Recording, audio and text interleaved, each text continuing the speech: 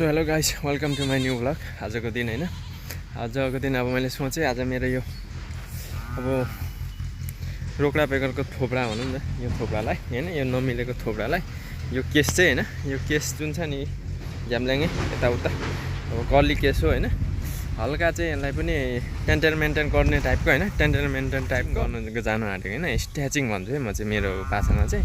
अब केसलाई तोड मोडके तन्काके हैन, स्ट्रेचिङ बनाएकै टाइपको हुन्छ नि त, अनि त्यही भएर केस स्ट्याचिङ गर्नु जानु आँटेको छु हैन। अब घर यहीँ हो, मेरो घर नजिकै हो नि त। गाइस अब गइरहेको छु स्ट्रेचिङ गर्नु हैन कपाललाई।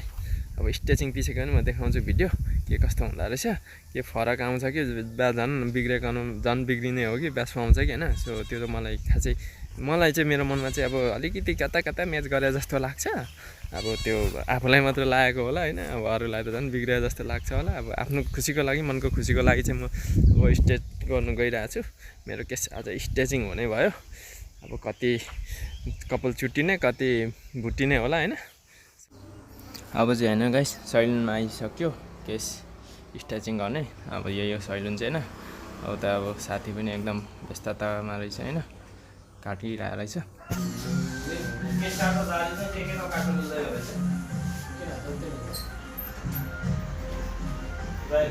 तन्काउँदा त धेरै लामो हुन्छ होला यो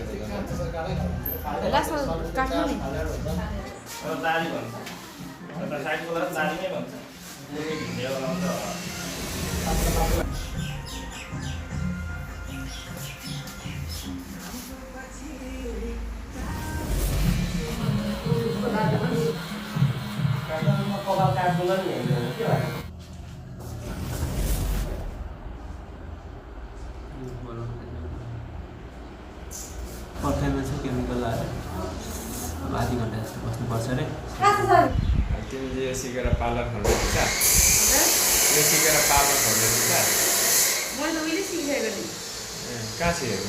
बुझाले यो स्टार्ट गर्ने भ्लगमा हाल्दिनु पनि बनाएको थियो त। शान्ति हेर्नेको। सो गाइस फाइनली हैन कपाल स्ट्रेट गरिसकेको अवस्था हैन। अब आफूलाई चाहिँ काहीँ नै हैन मैहुँ टाइपको फिल भइरहेको छ हैन। कपाल पनि अहिलेको भन्दा धेरै नै लामो देख्न सक्नुहुन्छ हैन। सो त्यही हो, स्ट्रेट गरियो आज। अब रेन्डम ब्लग हैन, आफ्नो भ्युअर्सलाई पनि अब आजको स्ट्रेचिङ काण्ड कस्तो हुन्छ भनेर देखाउने मौका पाएन, खुसी लागिरहेछ, विश्वास लिएको छु हैन। अब त्यही हो गाइज, अब 1-2 महिना चाहिँ यस्तो गर्दै हैन हल्लाउँदै टिकटक भिडियो बनाइन्छ, भ्लग बनाइन्छ हैन, रक भन्दै त्यो पछि फेरि यो फेद बढेर हैन यति घामट हुने हैन, धेरै केमिकल अब युज गर्दा पनि कपाल झर्ने डर हुन्छ। त्यसै पनि झरिसकेको छ, पातलो पनि भइसकेको छ कपाल हैन। स्ट्रेट गर्दा गाह्रो छ। भगवानले नै आधी उधी मात्रै बनाएर चाहिँ हैन हतारमा पठाइदिए जस्तो छ हैन। थोप्रादेखि लिएर हैन सबै स्ट्रक्चरै खासै मिलेको छैन क्या।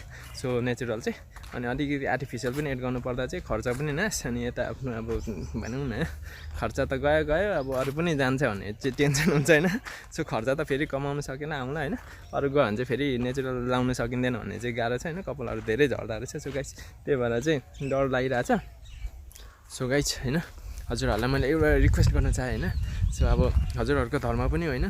सो मेरो यो सानो तिनो हैन, जानी नजाने अल्ट्याङ बल्ट्याङ हैन, अल्ट्याङ बल्ट्याङ गर्दै गरेको कर्मलाई हैन अलिकति भए पनि माया देखाइदिनु होला। सो हजुरहरूले हैन मेरो च्यानललाई चाहिँ गएर हैन, यो नयाँ च्यानललाई अब मेरो नयाँ भर्खर त गर्दैछु हैन। सो मिले नमिले पनि हैन, यस्तै हो गर्दै गर्छ नि बिस्तारै यसले गर्ला नि त भन्ने अब हैन सोच्ने हजुरहरूले सानो माया देखाएर चाहिँ हैन मेरो यो युट्युब च्यानललाई चाहिँ हैन सब्सक्राइब गरिदिनु होला, माया देखाइदिनु होला हैन। आई होप कि हजुरहरूले गरिदिनुहुन्छ त्यो कुरो हैन। अनि त्यो बादबाँकी चाहिँ हैन फेरि त्यहाँदेखि चाहिँ जति अब हजुर माया पाइन्छ नि त, मान्छे अलिकति झन् हैन मोटिभेट हुँदै हैन अगाडि बढ्ने हो हैन। गाइज अब हजुरहरूको माया चाहिँ मलाई अवश्य मिल्छ भने चाहिँ मलाई फुल कन्फिडेन्ट विश्वास पनि छैन त्यो गाइज गर्नुहुन्छ नि हजुरहरूको धर्म पनि।